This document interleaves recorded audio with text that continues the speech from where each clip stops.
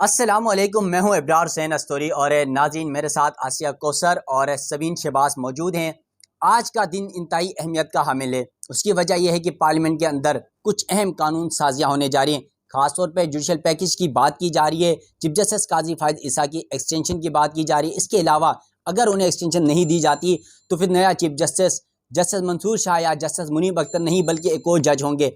इस हवाले से खबरें चल रही हैं। कुछ अहम कानून साजियाँ करने जा रहे हैं, उस हवाले से भी आपके सामने तफसीलात रखूँगा। और ख़ास तौर पर जो इस्लामाबाद की बल्दियाती इंतखाबात का मामला है, चेयरमैन APSC की तैनाती का मामला है, चेयरमैन वासा की तैनाती का मामला है, हाई कोर्ट में जजेस की ट्रांसफरी का मामला है और ये जुडिशल पैकेज क्या कुछ आ रहा है, इस हवाले से बात करेंगे। ख़ास तौर पर पार्लियामेंट के अंदर जो इस वक्त हुकूमत या अपोजिशन की जो नंबर गेम है, इसके अलावा मौलाना फजल रहमान इस वक्त किंग मेकर साबित हो रहे हैं। वो कैसे हैं वो भी आपके सामने तफसीलात रखेंगे। सबसे पहले बात करते हैं आसिया से।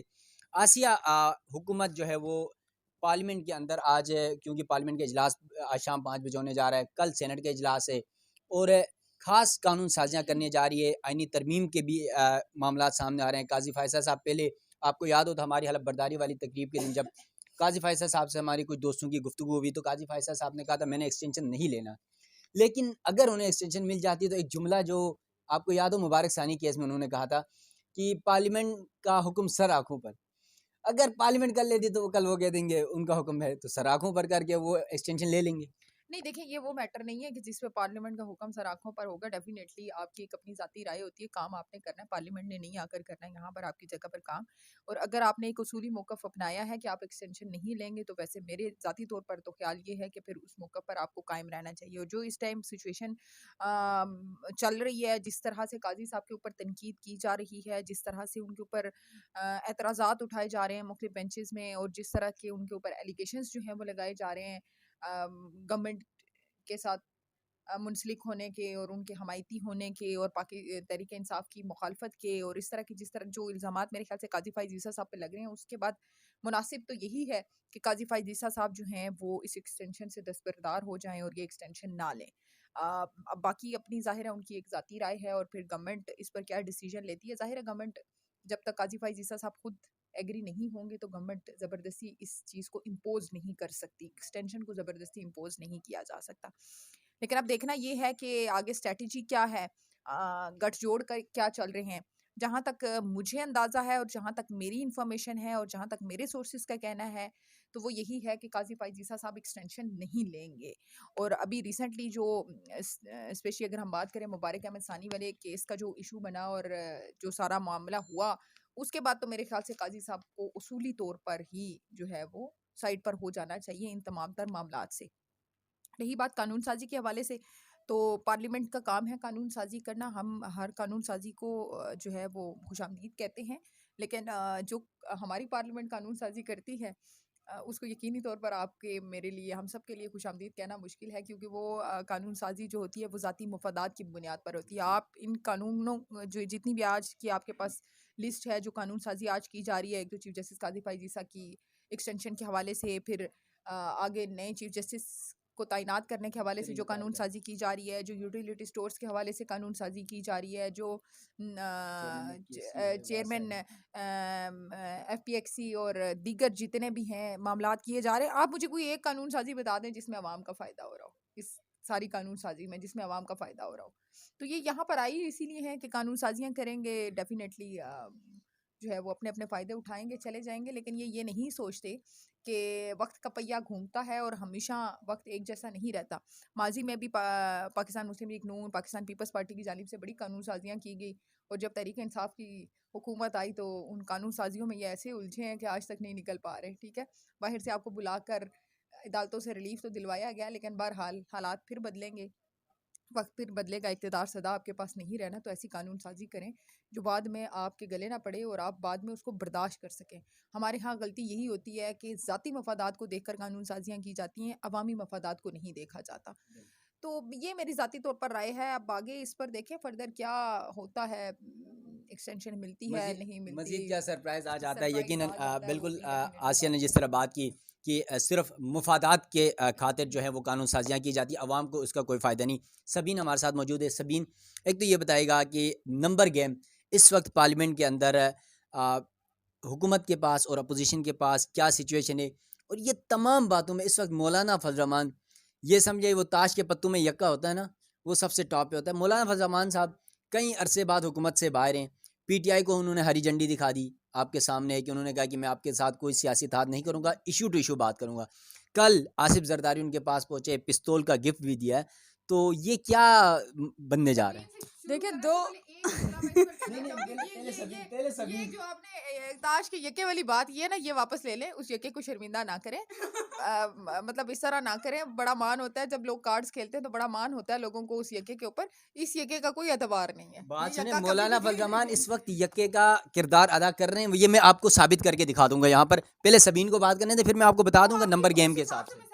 देखिए एग्जांपल मुझे जरा नहीं, ऐसे इसमें इमरान की बात ठीक है कि मौलाना साहब जो है ना वो पीडीएम की गवर्नमेंट में यक्के का किरदार ही अदा करते हैं। जब पीडीएम पिछले साल जब पीडीएम आया था तो मौलाना साहब ने ही जो जितना इत्तेहाद हुआ था वो मौलाना साहब की काविशों के बाद ही हुआ था। इस दफ़ा भी अब अगर सदर साहब खुद चलकर जा रहे हैं तो मौलाना साहब अभी 2 तिहाई अक्सरियत चाहिए होती है। 220 सीटें हैं इनके पास अभी। जी 220 212 हैं। 212 सीटें हैं मौलाना साहब की मिलेंगी तो 8 हो गई तो 220 हो गई, 200 4 आजाद को खींच लेंगे। दो सौ ये जिस तरह ये यक्का जो है ना, वो देखें आप कार्ड जब आप खेलते हैं तो हर बंदे की ख्वाहिश ये होती है कि यक्का मेरे पास आए। यहाँ भी मौलाना साहब की सिचुएशन वही है, लेकिन वो मुझे यक्के की थोड़ी इंसल्ट महसूस हो रही है, इसलिए मैं कह रही हूँ कि ऐसा ना करें। मतलब पॉलिटिशियंस को एटलीस्ट थोड़ा अपना वो रखना चाहिए। मुझे यक्के का ख्याल है कि वो अच्छा, यक्का अभी बिछाना मैं साबित कर देता हूँ यक्का कैसे बन रहे हैं मौलाना फजल रहमान साहब। अब आपको नंबर गेम बता देता हूँ पहले, उसके बाद फिर आपने डिस्कस करना है। इस वक्त जो कौमी असम्बली में नंबर गेम है सियासी जमातों की, हुक्मरान जमात मुस्लिम लीग नून समेत जो उनके दीगर इत्तेहादी हैं, उनकी मिलाकर टोटल नशस्तें 144 हैं। पीपल्स पार्टी की 68 हैं।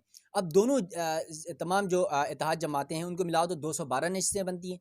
अब इसमें जमीयत उलमा इस्लाम यानी मौलाना फजल रहमान की जो सियासी जमात है उसकी 8 मेंबरान कौमी असम्बली में मौजूद हैं। अब अगर ये टोटल हम कर लें 144, 68 और 8 तो 220 हो गए।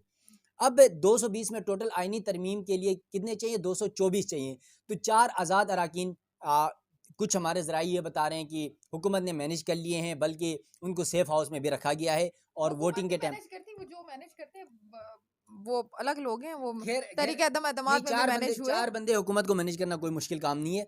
इसके अलावा अब जो 4 उम्मीदवार हैं मुमकिन तौर पर, एक तो आज़ाद उम्मीदवारों के ज़रिए और दूसरा जो आपको याद हो तो सुप्रीम कोर्ट से, जहाँ पर हम दोनों तीनों इस वक्त मौजूद हैं, सुप्रीम कोर्ट से एक फैसला आया था पाकिस्तान तहरीक इंसाफ की मखसूस नशस्तों के हवाले से। उसमें पाकिस्तान तहरीक इंसाफ को 38 नशस्तें दी गई थी और इलेक्शन कमीशन की जानिब से उस फैसले की मद्देनज़र रखते हुए, और जो सुन्नी इत्तेहाद कौंसल के आज़ाद अरकान हैं वो 41 थे। अब उन 41 अरकान में से ये तमाम अरकान जो हैं वो आज़ाद तस्वूर किए जा रहे हैं। अब इन आज़ाद अरकान को जो है तोड़कर 4 कहीं ना कहीं से पूरे कर लेंगे तो ये 224 का टोटल फिगर आइनी तरमीम के लिए हुकूमत अपनी नंबर गेम पूरी कर चुकी है। अब यहाँ पर यही मामला सेम सेनेट के अंदर भी है। सेनेट में भी जो JUI के मौलाना फजल रहमान की 5 नशस्तें हैं वो बड़ी अहमियत के हामिल होंगी। और देखते हैं कि मौलाना फजल रहमान, जिस तरह मैं कह रहा था कि मौलाना फजल रहमान की 8 कौमी असम्बली में, 5 सेनेट में, ये नशस्तें 13 नशस्तें बनती हैं। ये यकीनन किंग मेकर साबित करने के लिए काफ़ी है। यही है ना सवीन? बिल्कुल ऐसा ही है। अब जो मौलाना साहब के हालात जो हैं वो आपके सामने हैं, और मौलाना साहब को ले जाने की बात रही तो वो तो सदर साहब जब आए तो वो मौलाना साहब को ले जा चुके हैं। अब वो मौलाना फजल रहमान साहब तो वैसे भी हुकूमत से इस दफ़ा बाहर बैठे हैं, उनको तो परेशानी है कि किस तरह वो जल्द हुकूमत का हिस्सा बन जाए। अब ये मौलाना साहब को सोचना चाहिए ना कि हुकूमत का हिस्सा बनना है या इत्तेहादी जमातों के साथ, जो अपोजिशन इत्तेहाद है उनके साथ जाके खड़ा। वैसे अपोजिशन इत्तेहाद में फॉर्म 45 के लिहाज से अगर आप देखें तो जो अपोजिशन इत्तेहाद है उनका बनता नहीं है बैठना, उनका हुकूमत में बैठना बनता है। लेकिन फॉर्म 47 के हिसाब से देखें तो फिर जो अपोजिशन में है। आपको पता है कि जो पटन नामी गैर सियासी गैर सरकारी तंजीम है, उसकी एक रिपोर्ट आई है चंद दिन पहले।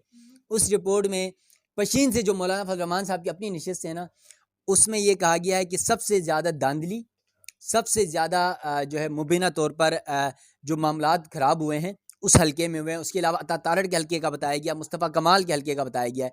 तो मौलाना फजल रहमान साहब ने अपनी सीट भी तो बचानी है। यार सिर्फ एक फोरम नहीं इब्रार, आप जितने भी इंटरनेशनल फोरम्स देख लें उन सब ने अब हमारे माजरत के साथ हमारे यहाँ पे सुबह सुबह जो है वो भारत में जब इलेक्शंस हुए थे, बांग्लादेश में जो सूरत हाल थी उस पर जो है वो तनकीदी तबसरे जो है वो हो रहे होते थे सुबह सुबह।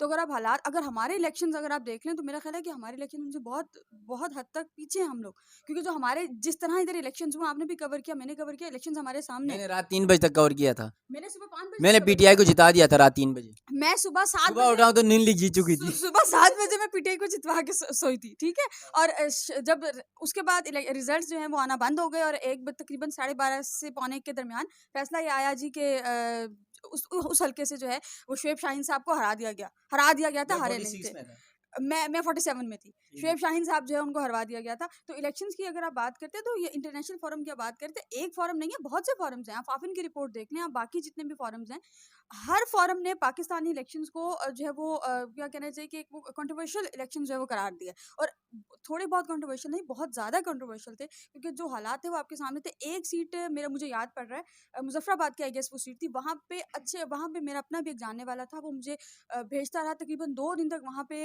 जो है वो लड़ाई झगड़ा चलता रहा, वहाँ पे मेरा ख्याल है कोई ज़ख्मी भी हुए थे, फायरिंग वगैरह भी वहाँ पर हुई, कोई वो नहीं हुआ। तो जहाँ से पीटीआई जीती है वो हालात आपके सामने, जहाँ से नून लीग जीती है वो हालात भी आपके सामने। वहाँ पे आरओ ने किसी उम्मीदवार जो सबीन हम दूर वाले हलकों में नहीं जाते, करीब ही इस्लामाबाद के 3 हलके हैं जहाँ से पता है नून लीग को तीनों निचले इस वक्त नून लीग जीती है। लेकिन इलेक्शन वाले दिन तमाम सहाफ़ी जानते हैं और तमाम पब्लिक जानती है कि कौन जीता था, किसके वोट कब तक कैसे ज़्यादा थे और किस तरह मुबीना तौर पर जितवाया गया। यहाँ पर एक कानून साजी की बात हो रही है पार्लियामेंट के अंदर। अब इस्लामाबाद के बल्दियाती इंतखाबात की कानून साजी की बात हो रही है। क्या कोई खौफ है हुकूमत को हारने का या किसी और चीज़ का डर है? जो बार बार पहले आपको याद है, पहले जब इंतखाबात कराने की डेट आ गई, सुबह इंतखाबात उन्होंने रात को कैंसिल करवा दिया, दूसरी बार कैंसिल करा दिया, अब तीसरी बार भी ये कहानी चल रही है। देखिए, जो जनरल इलेक्शंस में इनके साथ हुआ, इनका डरना बनता है। जो हो चुका वो, अब अगर बल्दियाती इलेक्शंस हुए तो जनरल इलेक्शन में तो शायद उस तरह का रद्द-ए-अमल नहीं सामने आ सका, कोई भी वजह आप कह लें। लेकिन अगर ये बल्दियाती इलेक्शंस करवाते हैं तो ये इतनी बुरी तरह हारेंगे कि ये कानून साजी भी किसी काम नहीं आएगी अगर इलेक्शंस होते हैं। कौन हारेगा? अब आप बताएं कौन हारेगा, या आसिया से पूछे कौन हारेगा? कौन हारेगा? कौन बल्दियाती इंतखाबात में कौन हारेगा? फॉर्म इस वक्त जो हमारी ऐवान में बैठे हैं ना, फॉर्म 47 वाले, वो नाम हारेंगे। लेना, उस सियासी जमात का नाम ले।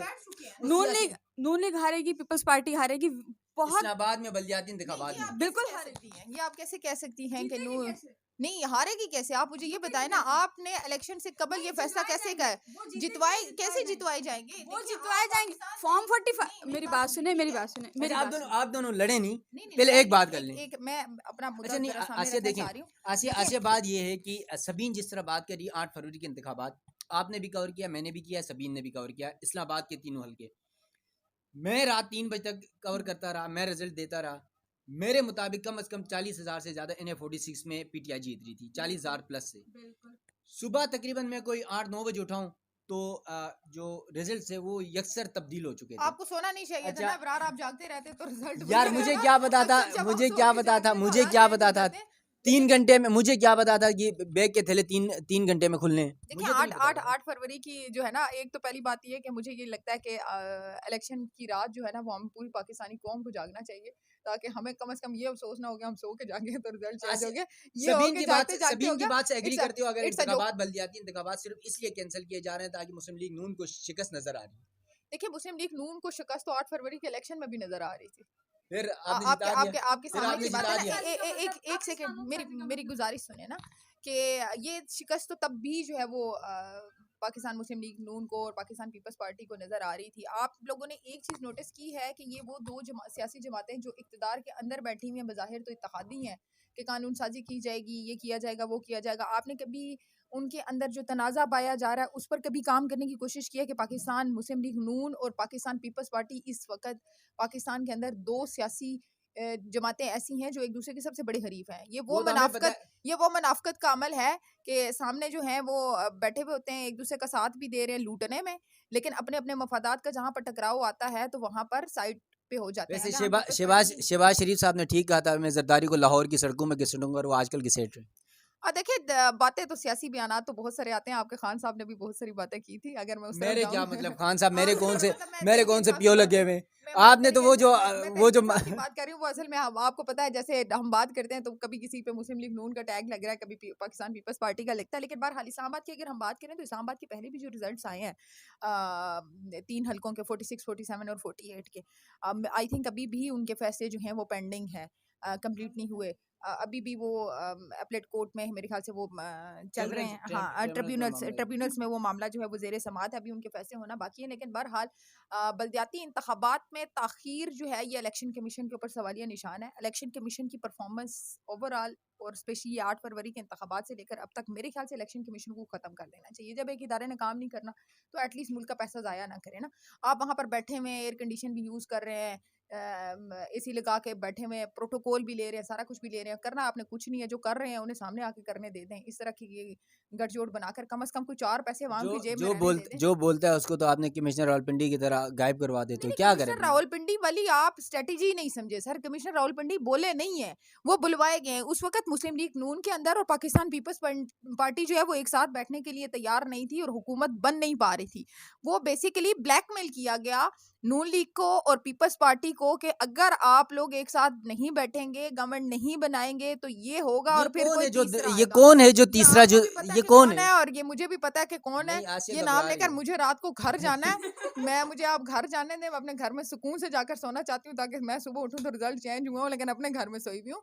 तो ये आपको भी पता है कि ये कहाँ से हुआ है, हमें भी पता है। वो टोटल ब्लैकमेलिंग थी। वो कमिश्नर ने ये नहीं है। आप मुझे एक बात बताएं, मैं पूरे इलेक्शन में फॉर एग्जांपल मैं आरओ लगी हुई हूँ, मैं बैठी हुई हूँ, सारा कुछ कर रही हूँ। 6 दिन के बाद मुझे दौरा पड़ता है, मैं प्रेस कॉन्फ्रेंस कर लेती हूँ। मैं वहां उठ के रिजाइन दे दूं ना, मैं वहीं से उठ के चली जाऊं कि मैं ये गलत काम नहीं करूंगी। तहकीकात क्यों नहीं हुई? काजी फायज़ साहब पर इल्जाम लगा, इलेक्शन कमिश्नर पर इल्जाम लगा, इसकी तहकीकात क्यों नहीं हुई? सर मेरी बात सुने, तहकीकात नहीं होती ऐसे मामलात की। जो मामलात खुद करवाए गए हैं, मैं आपसे एक बात कह रही हूँ कि आप सबीन से ये बात कर लें, ठीक है? आप सबीन से ये बात कर लेते हैं और मामला मेरे पास आ जाता है तो क्या मैं तहकीकात करूंगी वापस? क्योंकि करवाया मैंने। कौन तहकीकात करवाएगा, मुझे ये बताएं। काजी फायज़ साहब पे इल्जाम लगा तो क्या सुप्रीम कोर्ट तहकीकात करवाएगी? एस्टेब्लिशमेंट करवा ले। एस्टेब्लिशमेंट फिर आप मुझे बताएं कि कैसे तहकीकात आप समझते हैं कि अब ये सारा किरदार एस्टेब्लिशमेंट का था? नहीं, मैं तो कह रहा हूँ, मैं तो खुल के बात कर रहा हूँ आसिया, मैं तो खुल के बात कर रहा हूँ। तो फिर आप समझती हैं कि जो प्लान्ड चीज थी। आप मुझे ये बताएं कि सुबह से लेकर रात तक वो खबर चलती रही, ठीक है, डिप्टी कमिश्नर वाली। रात 7 बजे के बाद वो अचानक खबर तमाम स्क्रीन से गायब हो गई। क्यों? वो हमारी स्क्रीन मैनेज है। तो फिर तो ये मेरे ख्याल से बल्दियाती इंतखाबात, general election, I think Pakistani अवाम को इस पर अब बात करना ही छोड़ देना चाहिए, क्योंकि ये सबको पता है कि क्या हो रहा है और सब बोल भी रहे हैं। लेकिन मजे की बात ये है कि कर कोई कुछ नहीं पा रहा। और जिनके बारे में आप बोल रहे हैं मासवाए, वहां से आपको थ्रेड्स और इस तरह की चीजों की, उसके अलावा आपको कुछ भी नहीं मिलता। तो ये मेरे ख्याल से तहरीक इंसाफ जीतेगी या नून लीग जीतेगी। तहरीक इंसाफ भी अगर जीती तो उनकी हाथों की कठपुतली बन के जीतेगी। नून लीग भी जीती तो वो उनकी ऑलरेडी हाथों की कठपुतली है। तो जीतेगा जो भी जीतेगा वो जिताया जाएगा। वो चाहे तहरीक इंसाफ है, चाहे नून लीग है, चाहे पीपल्स पार्टी। आप 18 के, 13 के, 8 के हर इलेक्शन उठा के देख लें, कोई बंदा ऐसा नहीं जीत सकता जो अपनी मदद आपके तहत खड़ा हुआ है, जो अवाम के मफाद के लिए खड़ा हुआ है, जो अवाम के मसाइल को हल करने के लिए खड़ा हुआ है, जो अवाम के लिए की खुशहाली के लिए खड़ा है, अवाम को रिलीफ देने के लिए जो भी बंदा खड़ा है, वो कभी भी इक़्तिदार में नहीं आता। इक़्तिदार में वही लोग आते हैं जिनको लाने वाले लाना चाहते हैं। तो ये बात करना कि तहरीक इंसाफ हार जाएगी या नून लीग हार जाएगी, ये पागलपन है। तहरीक इंसाफ भी जीतेगी तो वो खुद से नहीं जीतेगी, नून लीग भी जीतेगी तो वो खुद से नहीं जीतेगी। ये कहाँ से आ रहे हैं, कैसे वैसे आ रहे 8 हैं? फरवरी को आज आसिया अगर आसिया 45 आसिया और 8 47 का मसला है तो हमारा भी फरवरी यही मसला है। आसिया, अगर 8 फरवरी इंतखाबात हम देख लें तो अगर 8 फरवरी में जो आप जिनका नाम लेना आप भी डरती हैं, शायद मैं भी डर रहा हूँ, अगर उनके हम नाम ना लें, अगर उन्होंने इंतखाबात मैनेज नहीं किया होता तो यार क्या करें, उठा लिए जाएंगे यार। डर लगता है, क्या करें भाई।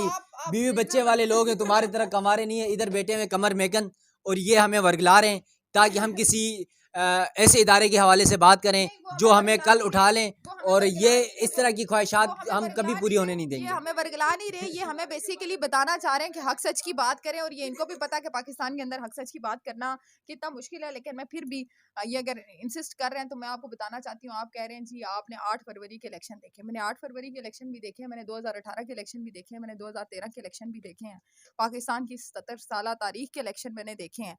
और मुझे इन 77 सालों में कोई एक इलेक्शन ऐसा नहीं मिला कि जिसको मैं ये कह सकूं कि ये फ्री एंड फेयर इलेक्शन है। चाहे तरीके इंसाफ है, चाहे नून लीग है, चाहे पीपल्स पार्टी है, ये उन्हीं के कंधों पर बैठ के आते हैं और उन्हीं के ठुड्डों से वापस जाते हैं। सिंपल सी बात। ये बिल्कुल बिल्कुल आसिया की बात से एग्री करते हैं। सबीन सबीन देखें, आसिया ने जो है ना तमाम सियासी जमातों को एक ही मकाम पर लाकर खड़ा कर दिया, बल्दियाती इंतखाबात, क्योंकि हम तो इस्लामाबाद से बाहर नहीं निकलेंगे। नहीं, मैं बिल्कुल आप एग्री कर रही हैं? क्या लगता है बल्दियाती इंतखाबात अगर जो इस वक्त डेट आई है, सिचुएशन इसी हिसाब से रहती है, तो फिर कौन जीतेगा? इमरान, गवर्नमेंट बने हुए कितना टाइम हो गया? ये वाली जो गवर्नमेंट है इसे बने हुए कितना टाइम हो गया? आप बताएं ना। 6 महीने हो गए तकरीबन। ऑलमोस्ट फरवरी में बनी थी, सितंबर भी एंड हो रहा है, अगस्त एंड हो रहा है, तकरीबन 6 महीने हो गए। 6 महीने में क्या कारकर्दगी है? अगर बल्दियाती इंतखाबात होते तो इनको इस्लामाबाद में वोट पड़ेंगे यार। यूटिलिटी स्टोर्स तक तो ये बंद कर रहे हैं। यूटिलिटी स्टोर तो अच्छा है, बंद होना चाहिए। मुबीना तौर पर 80% मेरी बात सुने, करप्शन कर रहे हैं, ऊपर वाले करप्शन कर रहे हैं, गरीब आवाम को उससे रिलीफ मिल भाई रहा है। मैं आपको बता दूं, चीनी के 100 थैले आते हैं, 100 में से 20 थैले मुस्तहिक को मिलते हैं, उस 80 थैले जो है वो गायब हो जाते हैं। इब्रार, मैं इसे यहाँ सुप्रीम कोर्ट कवर करने से पहले तकरीबन जो है वो मैं डेली ना से हफ्ते में एक आध दफ़ा मेरा यूटिलिटी स्टोर एज लाइफ के लिए मैं लाजमी जाती थी, ठीक है, चक्कर लगाती थी। वहाँ पे आप बाहर जाएं, वहाँ पे जो खवातीन के हालात थे, इतनी एजड खवातीन वहाँ पे लाइनों में लगी होती थी, नीचे बैठी होती थी। और सबीन यही तो हम कह रहे हैं, बेहतर नहीं है ये हुकूमत का अच्छा इकदाम है कि जो मुस्तहिक लोग हैं उनके अकाउंट में पैसे चले जाएं, ये लाइनों में लगने की जरूरत ही नहीं पड़ेगी। उसके अल्टरनेट कोई डिपार्टमेंट बना देना, उसके अल्टरनेट कोई ऐसा इदारा बना दें कि यूटिलिटी स्टोर्स हैं पूरे पाकिस्तान के अंदर 47,000। इन 47,000 को आप 2 से मल्टीप्लाई कर लें, हर यूटिलिटी स्टोर के ऊपर जो है वो 2 बंदे हैं, ठीक है, तो फिर भी ये तकरीबन 96 बनती है। आप, मैं कहती हूँ 12,000 15,000 को भी छोड़ें, आप कहें कि 5,000 लोग हैं। आप इस वक्त पाकिस्तान की अवाम और पाकिस्तान के लोग इतने इस चीज़ के मुस्तहिक हैं कि वो इन चीज़ों को बर्दाश्त कर सकें, इतनी बेरोजगारी बर्दाश्त कर सकें। ये 5,000 लोग नहीं होंगे, ये 5,000 खानदान हैं, लोग भूखे मर जाएंगे। आप ये क्यों नहीं देख रहे? आप बात करें करप्शन की, मुझे ये बताएं कि करप्शन क्यों हो रही है? आप उस पर चेक एंड बैलेंस क्यों नहीं रखते? आपको नहीं, आपको क्या लगता है? मुझे पता है, सबीन को पता है, आपको पता है कि यहाँ से फलां यूटिलिटी स्टोर से आटा फलां दुकान पे जाकर सप्लाई हो रहा है, तो गवर्नमेंट को नहीं पता, या इदारों को नहीं पता, या इंतजामिया को नहीं पता जो इन चीजों को टैकल करते हैं? ये क्यों नहीं उस तरफ ध्यान देते? इन सब का मैं आपको बता रही हूँ। मेरे अब्बू एक बड़ी खूबसूरत बात बचपन से मैं उनके मुंह से सुनती आई हूँ, जब इस तरह की कोई डिबेट होती है कि पाकिस्तान के अंदर पीएन से लेकर जो चपरासी होता है, पीएन से लेकर पीएम तक, आपके प्राइम मिनिस्टर तक, सबके सब करप्ट है। जिसको जितना मौका मिलता है वो उतनी करप्शन करता है। आप थाने में चले जाएं, आपको वहां करप्शन मिलेगी। आप पीएम हाउस चले जाएं, आपको वहां करप्शन मिलेगी। आप डीसी ऑफिस चले जाएं, आपको वहां करप्शन मिलेगी। आपको यूटिलिटी स्टोर्स पर चले जाएं, आपको वहां करप्शन मिलेगी। लेकिन मुझे सिर्फ एक सवाल का जवाब दे दें कि यूटिलिटी स्टोर्स बंद करवाना इस मसले का अगर हल है, आप इलेक्शन कमीशन को बंद कर दें, क्योंकि वहां पर भी करप्शन हुई है। करप्शन ये नहीं है कि आपने पैसा खाया, ये भी करप्शन है कि आपने इंतखाबात ईमानदारी के साथ इंसाफ के तकाजों को पूरा करते हुए नहीं करवाया। आप अदालतों को बंद करवा दें क्योंकि आपकी अदालतों में इंसाफ नहीं हो रहा। आप थानों को बंद करवा दें क्योंकि आपके थानों के अंदर बेगुनाह लोगों को तशद्दुद का निशाना बनाया जाता है, उनके खिलाफ कार्रवाइयां की जाती है, पकड़ दकड़ की जाती है। लेकिन जो गुनहगार होते हैं वो सरेआम, वो कराची में देख लें आप, वो 5 बंदों को मारकर खातून जो है वो चूंकि जहनी मरीज है, मुझे समझ नहीं आती हम ऐसे जहनी मरीज क्यों नहीं होते? हमसे किसी को हल्की सी गाड़ी टच हो जाए तो हमारे सरों पर आकर ये नाक की तरह मंडलाना शुरू कर देते हैं, तो वो जहनी मरीज है। वो प्राडो गाड़ी चलाते हैं, वो जहनी मरीज है। इतनी कंपनियों की वो डायरेक्टर है, वो जहनी मरीज है। ये तो हमारे मुल्क के इदारों का हालात है। आप कह रहे हैं कि यूटिलिटी स्टोर बंद करने से मसला हल हो जाएगा? जहां पर गरीब की बात कर रही हैं, कराची वाले एक्सीडेंट की बात कर रही हैं, कार से उस वाकये के फौरी बाद वहाँ पे रेंजर्स आए थे। और भाई वो किस लिए आए थे वहाँ पे? वो उन्होंने छुड़ाने आए थे। की बच्ची लगती है कि वो छुड़ाने आए। रेंजर्स का क्या काम है? ये पुलिस का काम है। रेंजर्स वहाँ पर कर क्या रही थी? चलिए खैर, आसिया आप जो है ना, आज लगता है जो है ना आपने नाश्ते में कुछ एक्स्ट्रा आज खाया है, और यकीनन आज के दिन पहले ही हम जिक्र कर चुके हैं कि इंतहाई अहमियत का हामिल है। पार्लियामेंट में कानून साजी होने जा रही है, ख़ास तौर पे चीफ जस्टिस काजी फायसा की एक्सटेंशन की बातें चल रही हैं। इसके अलावा जस्टिस अमीनुद्दीन खान अगले चीफ जस्टिस पाकिस्तान होंगे, इस हवाले से कयास आराइयाँ मौजूद हैं। पैनल बनाया जाएगा 5 या 3 का, उस पैनल के अंदर ये चीज़ें डिस्कस होंगी। अदलिया के अंदर रिफॉर्म्स लाने की बातें हो रही है, खासतौर पर हाई कोर्ट में जजेस की ट्रांसफरी के मामले पर, और इसके साथ साथ सुप्रीम कोर्ट में चीफ जस्टिस की तैनाती के लिए 5 या 4 का जो पैनल होगा उस पर मामला सामने आ रहे हैं। लेकिन हुकूमत की जानिब से इस हवाले से किसी भी कानून साजी के लिए तरदीद कर दी गई है। देखते हैं आज पार्लियामेंट का इजलास 5 बजे होने जा रहा है, क्या क्या कानून साजी की जाती है। जब ये सब कुछ होगा तो तमाम तर मामला दोबारा आपके सामने जब पेश होंगे तो सारे मामला डिस्कस करेंगे कि क्या क्या कानून साजियाँ की गई और किन किन सवालात पर किन किन मामलात पर कौन कौन सी कानून साजी ठीक है या उसका नेगेटिव इम्पैक्ट पड़ेगा, वो सारी बातें आपके सामने रखेंगे। व्लॉग हमारा बहुत ज़्यादा लंबा हो गया, हम तीनों को दीजिएगा इजाज़त। अल्लाह हाफिज़।